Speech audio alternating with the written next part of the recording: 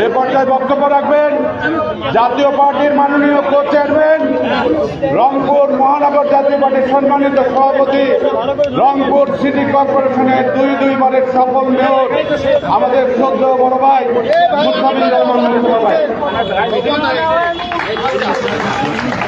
বিসমিল্লাহির রহমানির রহিম।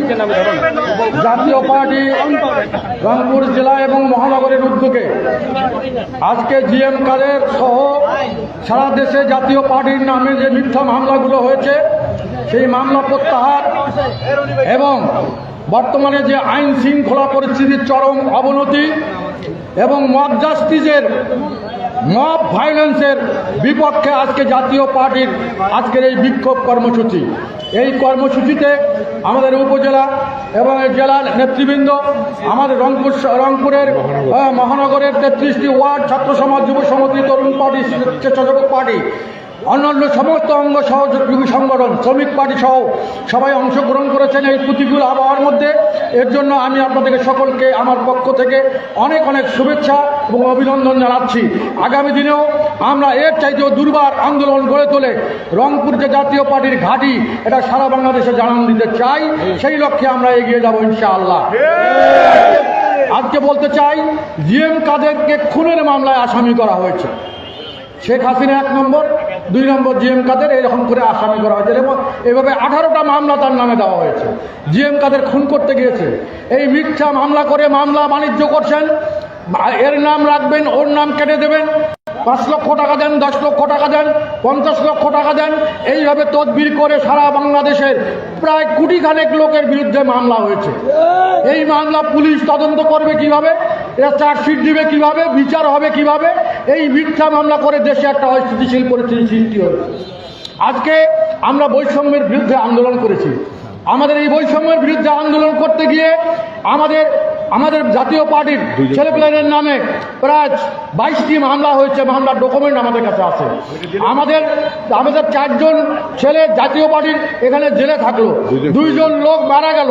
তারপরেও আমরা এই আন্দোলনে সহযোগিতা করেও এখন ফ্যাসিস্টের দোষর হিসাবে আখ্যায়িত করছেন। আপনাদের সেই দুঃস্বপ্নই থেকে যাবে, কোনোদিন বাস্তবায়ন হবে না। কথা বলতে চাই যে আজকে আমরা মনে হচ্ছে যে আইয়ামে জাহিলিয়াতের যুগে আছি।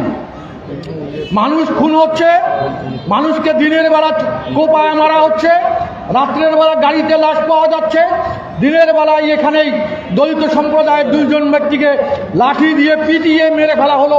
এই ধরনের ঘটনা ঘটছে। বুড়িরহাটে একটা ছেলেকে 12 বছর বয়স তাকে জবাই করে মারা হলো।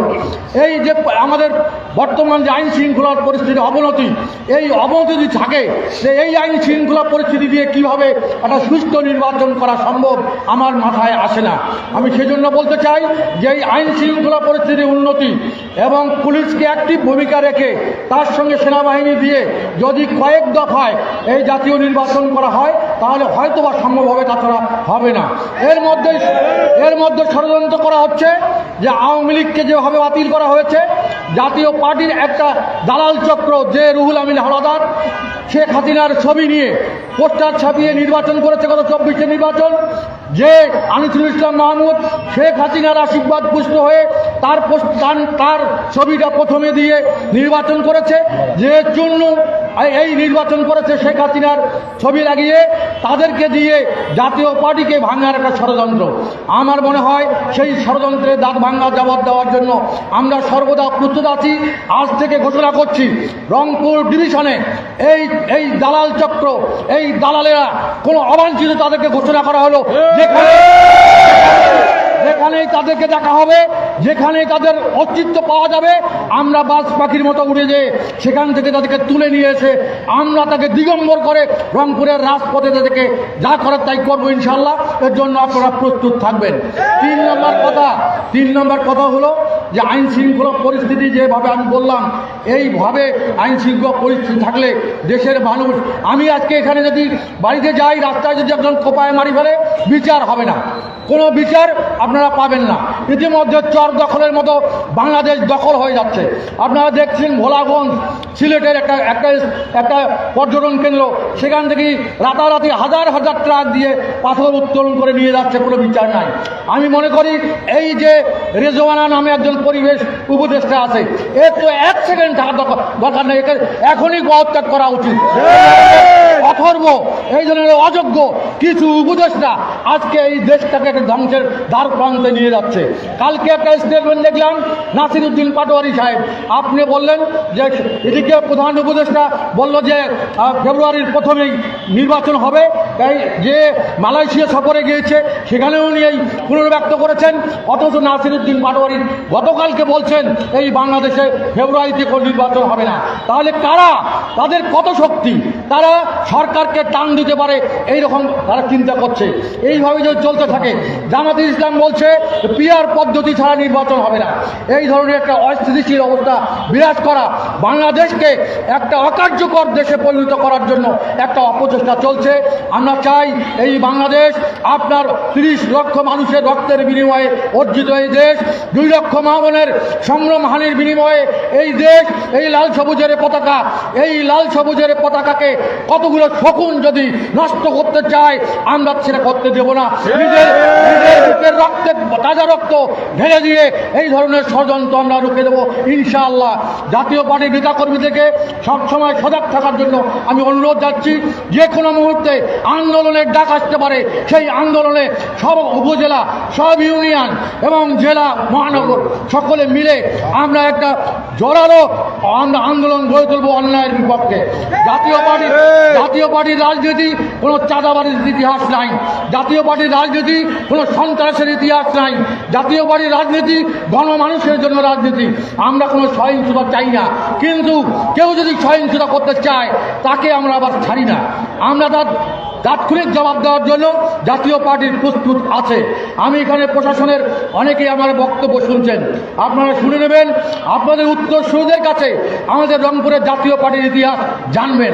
জাতীয় পার্টি শান্তিপূর্ণ রাজনৈতিক দল, জাতীয় পার্টি সহিংসতায় বিশ্বাস করে না। আমরা আমাদের মানুষগুলোকে সংগঠিত করে যদি ন্যায় দিতে পারি, সব দল মিলিয়ে যে ভোট পাবে তার চেয়ে জাতীয় পার্টি বেশি ভোট পাবে।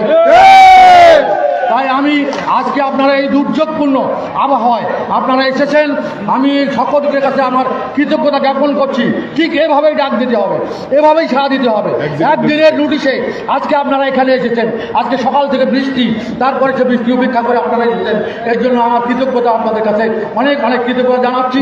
আজকের এই প্রোগ্রাম সফল করার জন্য আমি সবাইকে আমার পক্ষ থেকে অভিনন্দন জানাচ্ছি। সাংবাদিক বন্ধুগণ, আপনারা সত্য বস্তুনিষ্ঠ সংবাদ পরিবেশন করবেন। দেখছেন আজকে আল জাজিরা থেকে শুরু করে আজকে যে সাংবাদিকরা করছেন, বিরাট ঝুঁকি নিয়ে করছেন। কারো জীবনের নিরাপত্তা নাই, সাংবাদিক দিনের মধ্যে কোপায় মারছে, তার বিচার নাই, কেউ বিচার হবে না। সাগর রুনির বিচার আজ পর্যন্ত হয় নাই। সেজন্য বলি এই দেশটা কীভাবে চলবে তার গাইডলাইন তৈরি করতে হবে। আমি সেই জন্য সকলের সহযোগিতা কামনা করে আমি সবাইকে আমার পক্ষ থেকে আবারও সালাম জানিয়ে, আর এই যে দালাল 3টে আছে, 5-7 জন, এই দালালদেরকে অবাঞ্ছিত ঘোষণা করে আমার বক্তব্য আমি এখানে শেষ করছি। আল্লাহ হাফেজ। আসসালামু আলাইকুম ওয়া রাহমাতুল্লাহ। ধন্যবাদ।